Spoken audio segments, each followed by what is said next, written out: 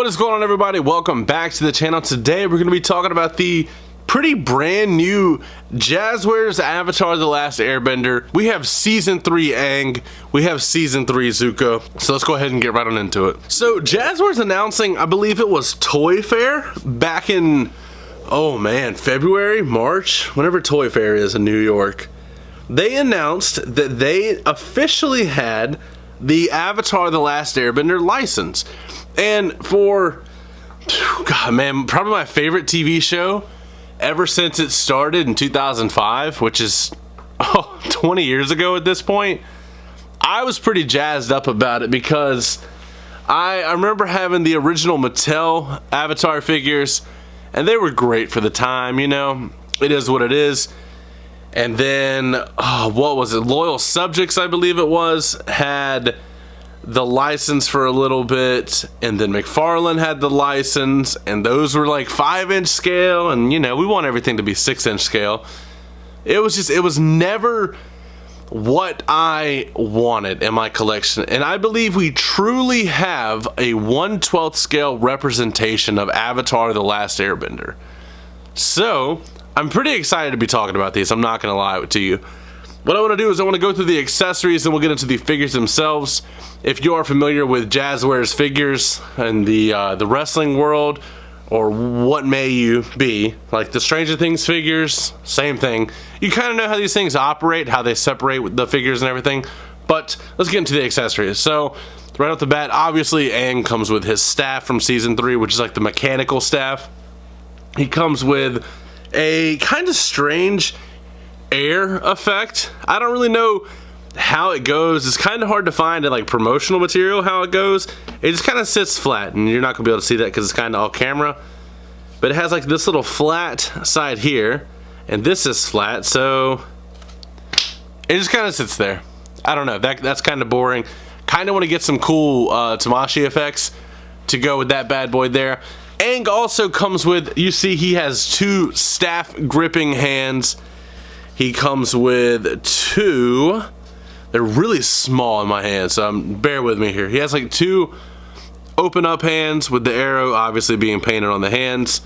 He has two, they look like fisted hands, but they're kind of weird fisted hands. Kind of like a relaxed fist. Interesting. And then he does come with an alternate head, which I'm going to be honest with you, I don't think the likeness is there on this alternate head. I don't know, something about the eyes are off for me, and I will show you what I'm talking about. You know what, matter of fact, before we even get into Zuko, let me get that other Aang head and show you what I'm talking about as far as the face goes. As much as I rag on McFarlane, this is a pretty good Aang likeness. It captures the cartoon look to it. You see the clear as day difference. Something about it, and I think it's the eyes, are really, really off to me. Unfortunately, the skin tones do not match, as you can tell, so you can't do a head swap with it. But it is nice for comparison purposes, I will say that. And that's how big of an Avatar fan I was. I was buying figure lines that I hated just so I could have more Avatar figures in my collection. Anyway, Zuko, as you see, he does have the two fisted hands right there on the figure. He has two open up hands, which are obviously the same as the Aang ones, just in a different skin tone. No arrow painted on those, as Zuko is not an airbending master. He does have the stern look there, obviously with the half burnt face, as you would expect.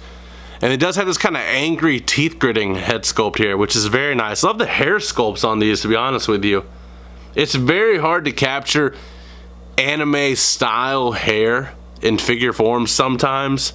Figure Arts does a pretty good job of it, but the Dragon Ball stuff is like, it's outlandish in the first place. So this is like kind of natural, kind of stylized. I think this looks really good.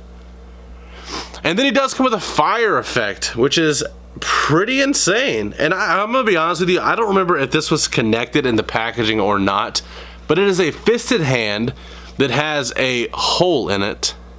As you see, this fire effect fits in there like so, and then he kind of has like a little line of fire, which is pretty sick, like he's kind of throwing a sideways punch or something. I think that's really cool. It scales obviously very well with the figure. Zuko is pretty crazy when it came to firebending, I'm not gonna lie. So let's go ahead and get into the figures themselves. We'll do Zuko first, since we got a little more to talk about with Aang. Zuko was the first one that I found on store shelves because these were not supposed to be hitting yet, and Target somehow put them out early. So the figure itself is sculpted, and then it does have this cloth overlay, and I was worried about the cloth staining because it seems to be an issue with Jazzwares figures. Haven't had any issues yet. But the arms are sculpted, and the sleeves are kind of sculpted in a soft rubber, so like they really don't get in the way. It's interesting. It's actually pretty crazy how they managed to pull that off, and the arm still rotates inside there. And obviously it does have the double jointed arm, but you can't pull it up too far because it does start to hit that rubber. So that's interesting. It's interesting. It does have this little overlay here that is, oh, you can separate that there to kind of fix it, because I messed up the cloth right out of the package because I was trying to get it out of the plastic, but it does sit very nice. It does have the same articulation that you would expect from a Jazzwares figure. The leg motion though is way better than I've seen with Jazzwares. Homie can kick up as far as he needs to. Now I don't know if he's gonna be able to balance and hold that kick, because I'm not that good at balancing figures, but he can kick up really nice. And it looks, oh yeah, a double jointed leg, which is it's so weird the way it's sculpted. But I'm gonna try and get that to bend as far back as it'll go, and it can go like further than that, which is phenomenal. You can definitely have great motion with these guys. As far as leaning over, he can lean over, I mean, very far. Leaning back, I mean, what more could you need with that? And I think it's a really nice scale. Zuko, I'm very excited to show you some size comparisons with him in just a second. But let's get over to Aang. Now, out of the package, I popped Aang clear in half. But, like I said, if you're familiar with Jazzwares figures, and you know what? Even if you're not, let me pull out a Jazzwares figure here and kind of show you what I'm talking about. Because they're very easy to take apart and very easy to put together. So, with the way that they're kind of made, they separate like that, and the torso sits down inside the crotch piece, and it's like that. Very, very easy for interchangeable parts, which I'm not going to try and interchange these guys whatsoever, but I do think that is very nice the way that is set up. Just, you know, my personal opinion. And it looks like, at first glance, Aang and Zuko have the same legs, but they are scaled to them properly, so that's a nice little extra step there. But Aang does have the same insane range of motion, because you see it is butterfly joints. So he can get all of that. He does have the arrow tattoo going up his arm, down the head. There's where he got struck by, or was it struck by lightning, or like, I think it was struck by lightning in his back, or something like that. I'm drawing a blank right now. So that is nice. Obviously, if you know, he does have one on his foot as well, but his feet aren't barefoot, so that would not matter. But just amazing range of motion. Same thing with Aang. Kick up higher than you would ever need to do. Does have the double jointed knees, just like Zuko. Really, really great figures. Now, the main thing here was, how do they scale with other potential properties in case we do not get more Avatar figures? So that's what we're going to be doing next. Also, they started with season 3, so I don't know if season 1 and 2 are going to get the love they deserve, but I'm definitely anxious and nervous at the same time. Now, the McFarlane Appa does not fit with these figures. The McFarlane Appa was too small even for the McFarlane figures, but some things you can kind of make work. Like, he's a little on the small side, but this is the McFarlane Uncle Iroh. He's a little small, but you can do some forced perspective.